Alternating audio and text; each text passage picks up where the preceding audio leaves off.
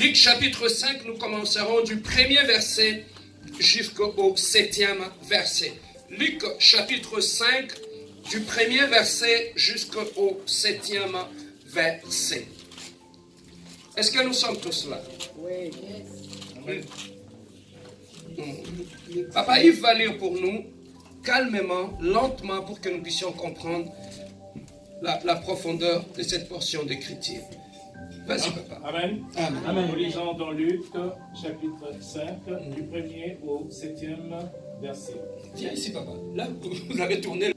Comme Jésus se trouvait auprès du lac de Gézasareth et que la foule se pressait autour de lui pour entendre la parole de Dieu, il vit au bord du lac 2 barques d'où les pêcheurs étaient descendus pour laver leurs filets.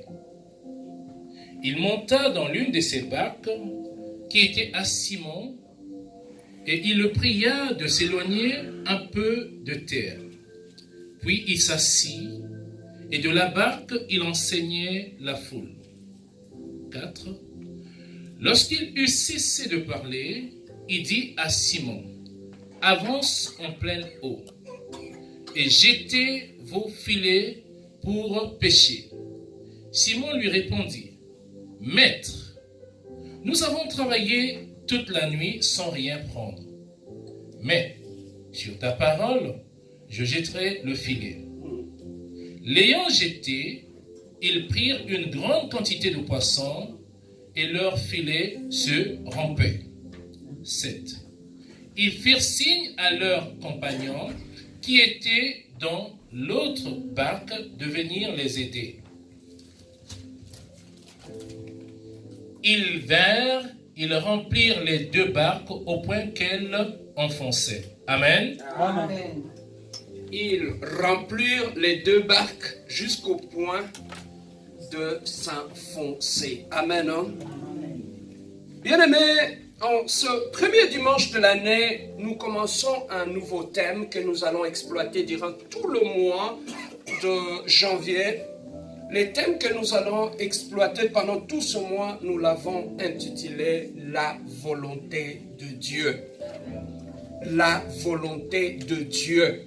Pendant tout ce mois de janvier, nous allons aller en profondeur. Nous allons faire de recherches pour comprendre c'est quoi au fait la volonté de Dieu.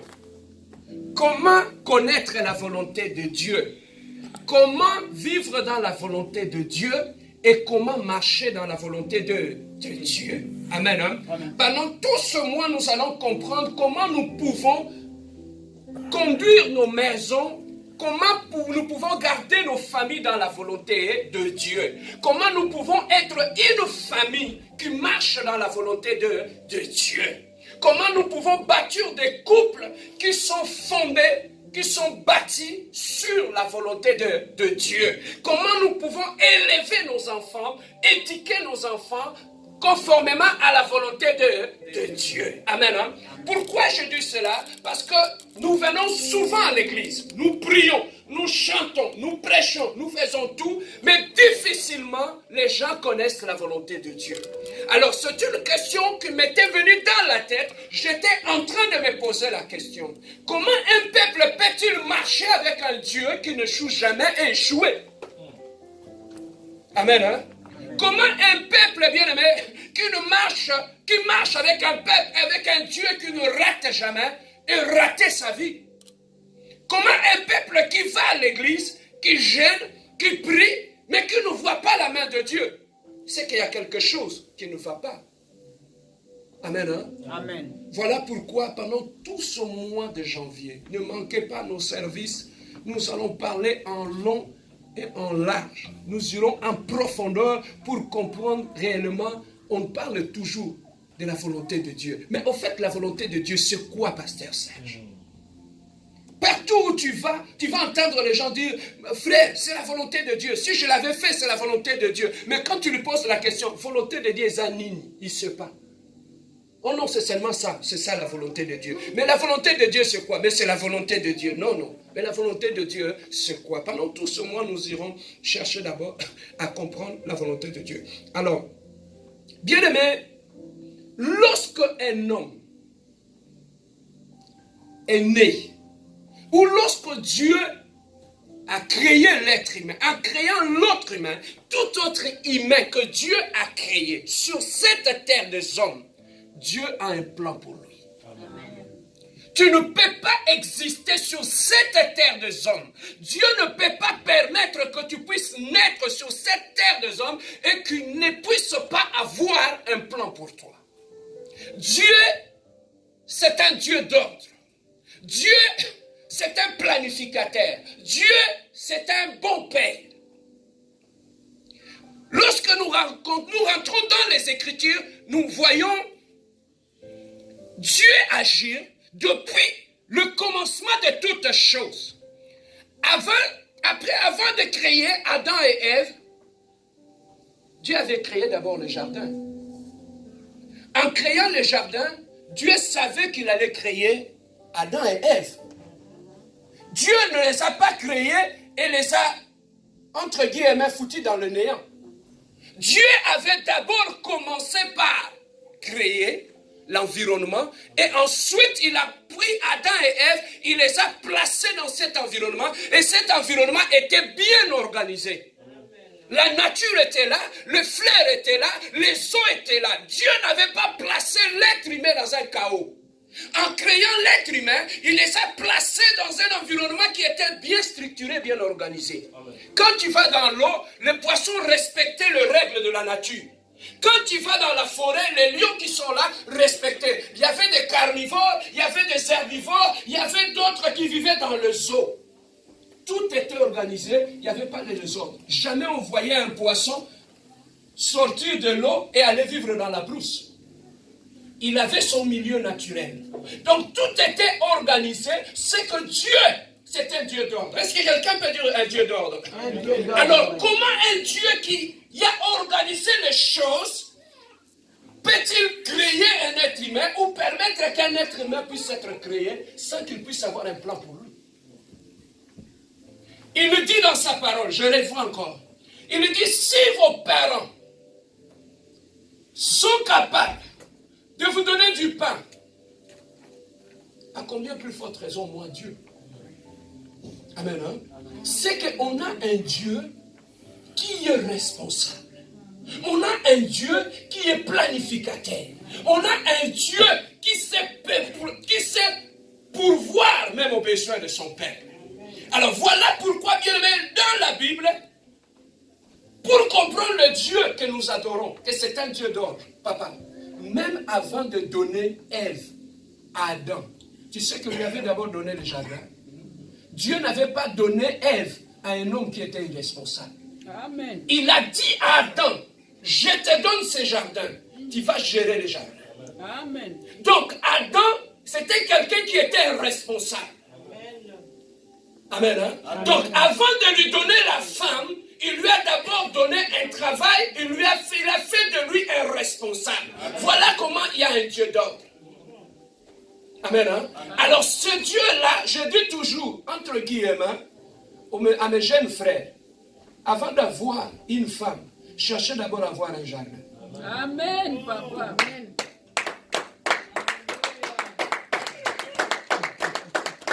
Amen. Hein? Amen. Dieu, c'est un Dieu d'ordre. Adam n'avait pas d'abord eu Ève avant d'avoir le jardin. Non. Il a d'abord eu le jardin et ensuite il y a eu Ève. Donc quand tu es un homme, tu veux te marier, commence d'abord par être responsable. Alléluia. Amen. Hein?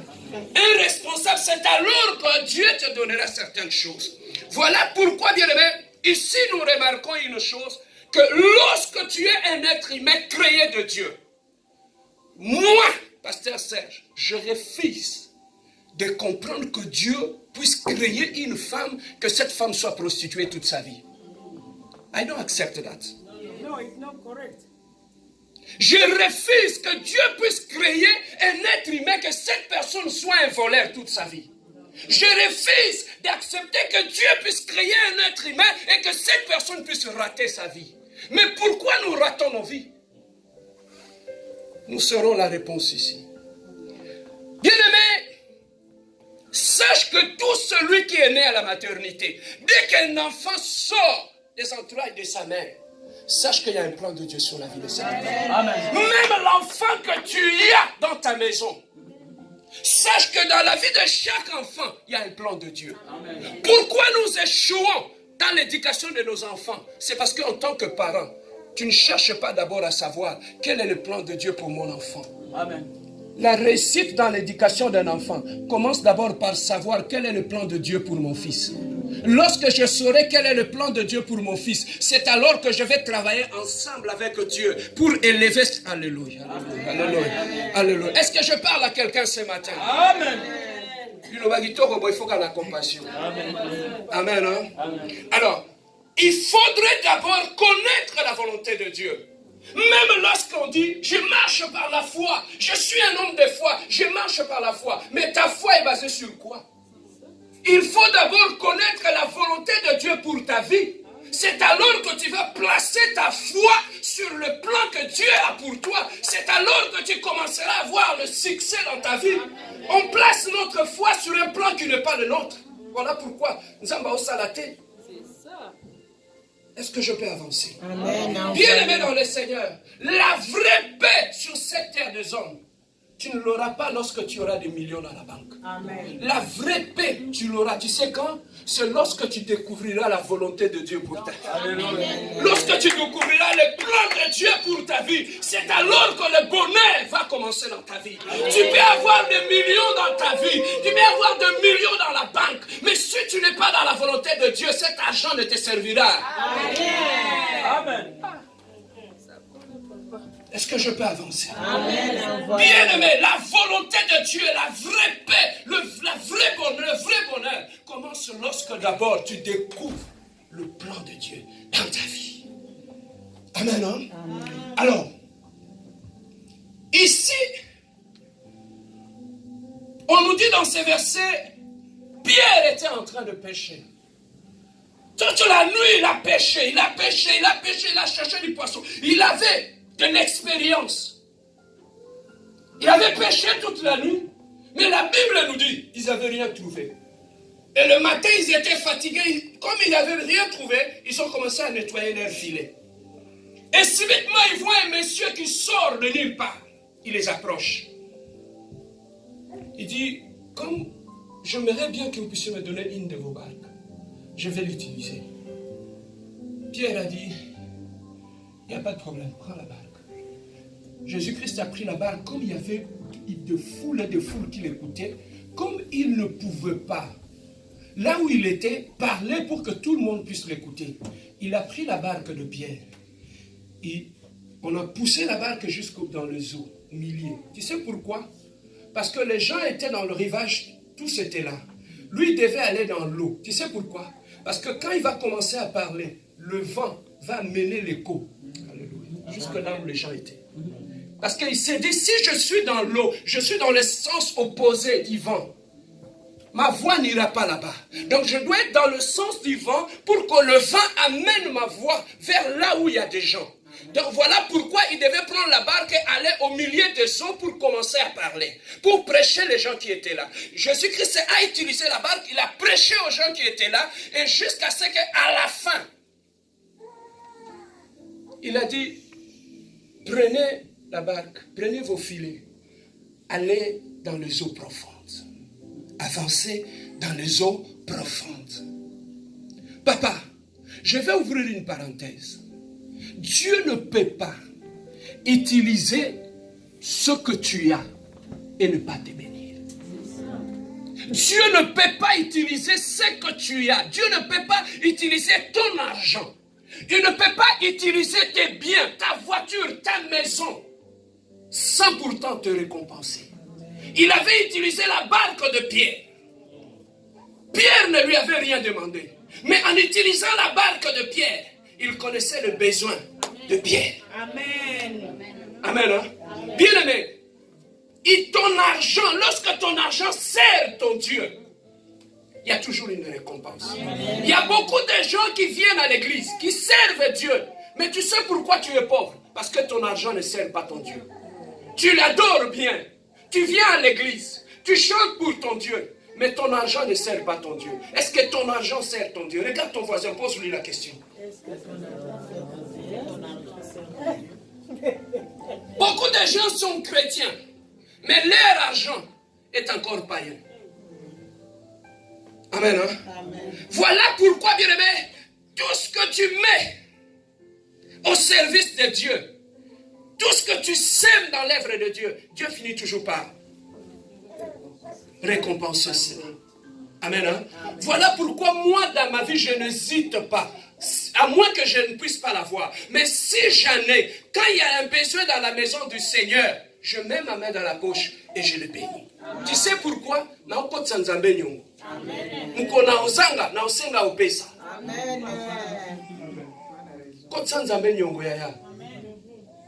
Papa, il y a des gens à côté sans Zambé tellement nyongo que sera un problème.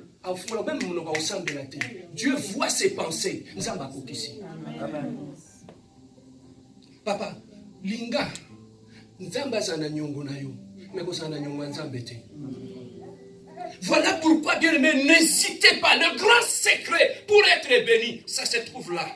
Laisse Dieu utiliser ta barque et tu verras le reste. La Bible nous dit, ils étaient dans le besoin. Ils avaient cherché. Mais Dieu a dit, après avoir utilisé la barque, il a dit, prenez vos filets, allez dans les eaux profondes. La première des choses, c'est là. Pourquoi ils devaient aller dans les eaux profondes? Pour pêcher. Pourquoi Dieu leur avait indiqué l'endroit où ils devaient aller pêcher? C'est que nous comprenons Jésus-Christ. La première des choses, pourquoi Pierre avait été béni? Ils avaient eu de poissons et de poissons que même le filet commençait à se rompre. La première des choses, quel était le secret? Le premier secret, il avait pris Jésus. Il avait mis dans sa barque. C'est là que le miracle commence. Tu ramenais Jésus au centre de ta vie. Ramenez Jésus dans ta maison. Ramenez Jésus dans tes affaires. Ramenez Jésus dans ton mariage. Ramenez Jésus dans ta vie. Ça commence par là. Il n'avait pas donné la barque à Jésus. Tout simplement. Mais il avait amené Jésus. Il a dit, viens, monte dans ma barque. Est-ce que Jésus est-il dans ta barque ce matin? Cette nouvelle année qui commence, est-ce que Jésus est dans ta barque? Et nous comprenons une chose. Dans une barque où Jésus se trouve, tu ne manqueras de rien. Parce que celui qui pourvoit. Parce que tu marches avec un Dieu qui pourvoit aux besoins. Amen. Hein? Il avait d'abord pris le grand secret de la bénédiction de Pierre. Il a commencé par là. Il a pris Jésus, il l'a ramené dans sa barque. Bien aimé, si aujourd'hui dans nos vies, dans nos projets, dans nos mariages, nous avons des problèmes. On vient à l'église, c'est bien, on prie bien. Mais il y a I have just one question. Est-ce que Jésus-Christ est-il dans ta vie? Tu peux prier, mais Jésus n'est pas là. Tu peux prier, mais Jésus n'est pas dans ta maison. Tu peux prier, mais Jésus n'est pas dans ton mariage. La première des choses, c'est d'abord te rassurer. Est-ce que Jésus-Christ est là? Papa, Moïse, il voulait partir. Il a dit à Dieu, Seigneur Dieu, tu veux qu'on puisse aller avec ce peuple. Mais on te demande une chose. Rassure-nous que tu vas être présent avec nous. Rassure-nous que nous allons monter avec toi. Parce que Moïse, il a vu la grandeur de la tâche qu'il avait. Il a dit, je ne pourrais pas le faire seul. J'ai besoin d'avoir un Dieu à côté de moi. Est-ce que cette année, tu l'as commencé avec Dieu? Est-ce que Dieu est présent? Alors là, il a ramené Jésus-Christ dans sa barque, la première des choses. La deuxième des choses qui avait amené le miracle dans la vie, c'est un miracle. La deuxième des choses qui avait amené le miracle dans la vie de Pierre, l'écoute. Quand Dieu a dit, Pierre, allez dans les eaux profondes, Pierre avait d'abord écouté. Et qu'est-ce que Pierre avait écouté? C'était la recommandation de Dieu. Amen. Hein? Il avait écouté la recommandation de Dieu et il avait, après avoir écouté la volonté de Dieu, Pierre avait obéi à la volonté de Dieu. C'est que là où il y a l'obéissance, il y a toujours un miracle. Partout où il y a l'obéissance, il y a un miracle. Mais maintenant, écoutez ceci. Toute désobéissance à la volonté de Dieu dans notre vie nous expose au problème. Papa, et pas une nuance na vie na yo. Au boya koto sa volonté ensemble et ko exposer on a problème. Tu peux avoir un bon mariage, mais si tu ne veux pas écouter Dieu, c'est fini, ça va échouer. Bien-aimé, épouser une personne dans la volonté de Dieu ne suffit pas.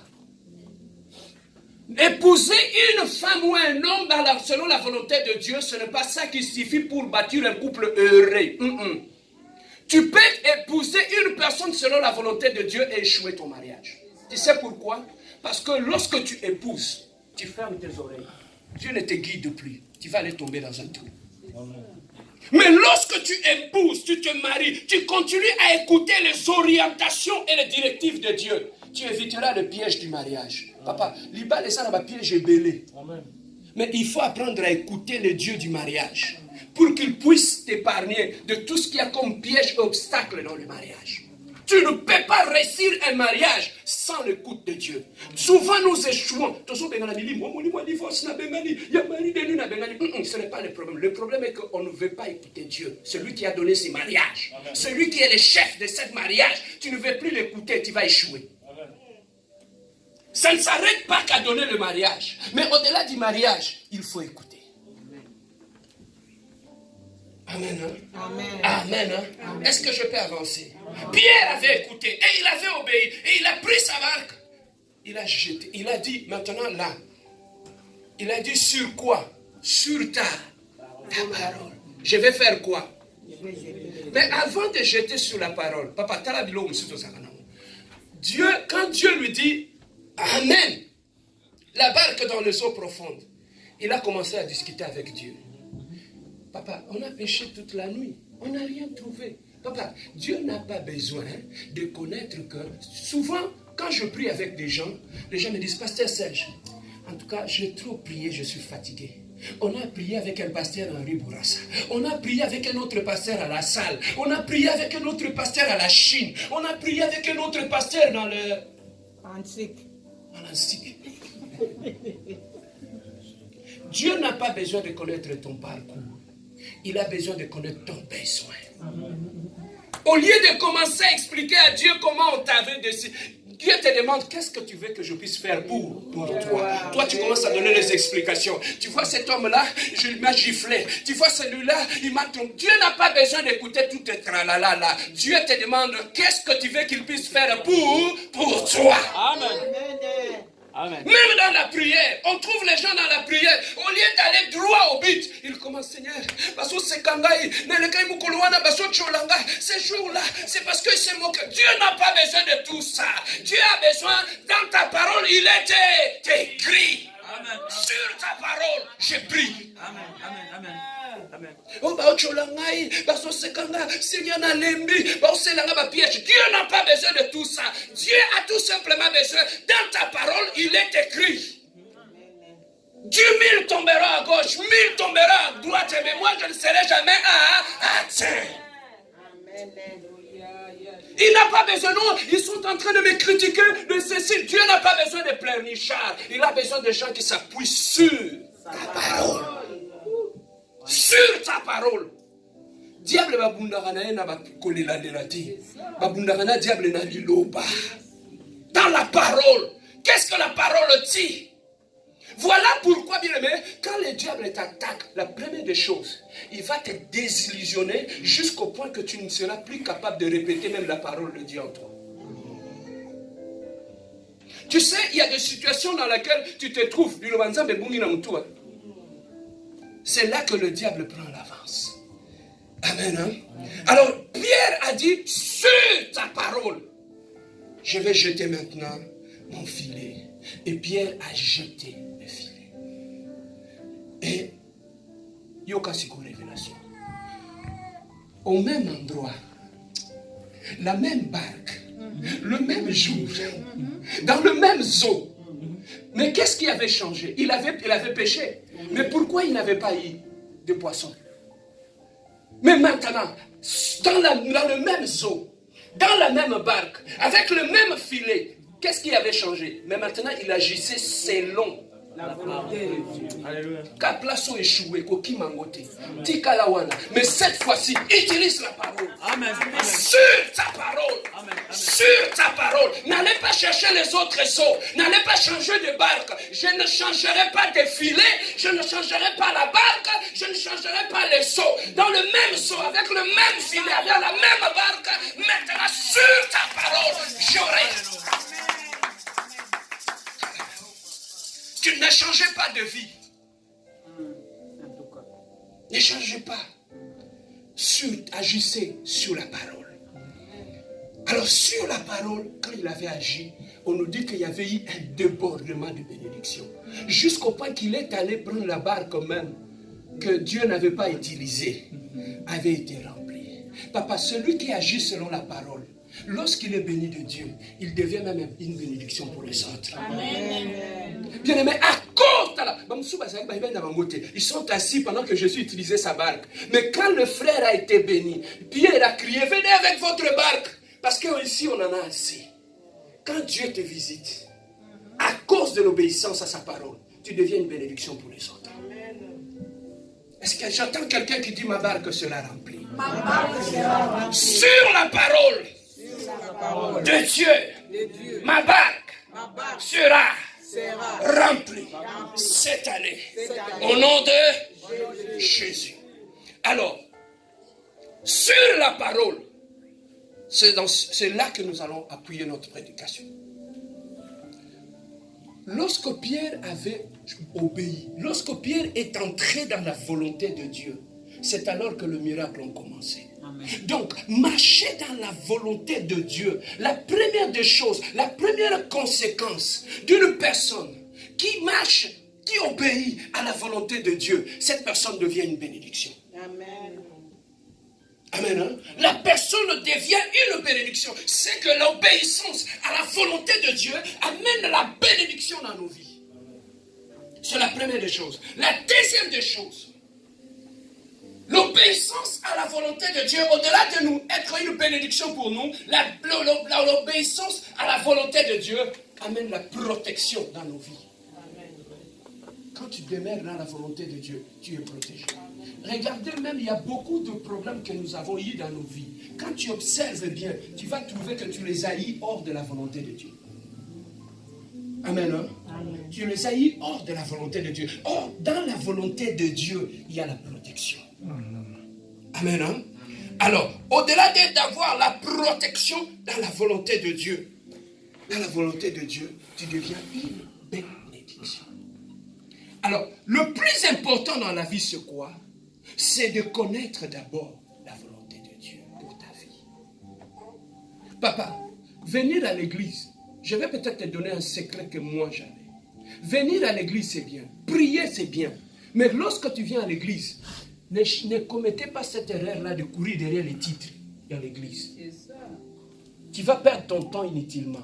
La première des choses à chercher quand tu viens dans l'église, c'est quelle est la volonté de Dieu sur ma vie. Amen. Tu peux avoir le titre dans l'église, mais quand ce n'est pas dans la volonté de Dieu, tu n'iras nulle part. Amen. La première des choses que tu dois chercher dans l'église, c'est quel est le plan de Dieu pour ma vie dans cette église. Amen. Amen. Pourquoi Dieu m'a amené à l'église là? La compassion. Lorsque tu le sauras, tu ne vas pas le forcer. Dieu lui-même va commencer à t'élever. Amen. Bah, tu vas forcer dans ma Nzambe. C'est parce qu'ils ne connaissent pas le plan de Dieu pour sa vie. Ils commencent à tâtonner. Ah, que de côté, tu vas jouer Mbamabé. Ah, que de côté, la caméra n'est pas frère Joli Mabé. Ah, que de côté, la pasteur César Place Mabé. Il convient touche à tout. Pourquoi? Parce qu'il ne connaît pas le plan de Dieu pour sa vie. Mais lorsque celui qui connaît le plan de Dieu pour sa vie, papa, tu vas t'asseoir sur le banc et Dieu va t'élever. Bien aimé, je vais vous relater une histoire. Quand je suis arrivé ici, moi j'ai cette habitude-là quand j'arrive quelque part, c'est très difficile de m'entendre que je puisse me présenter que je suis pasteur. Je suis normal comme tout le monde. Pourquoi, quand je suis arrivé ici, on m'a amené dans une église. Je suis parti dans cette église-là. Je vais vous montrer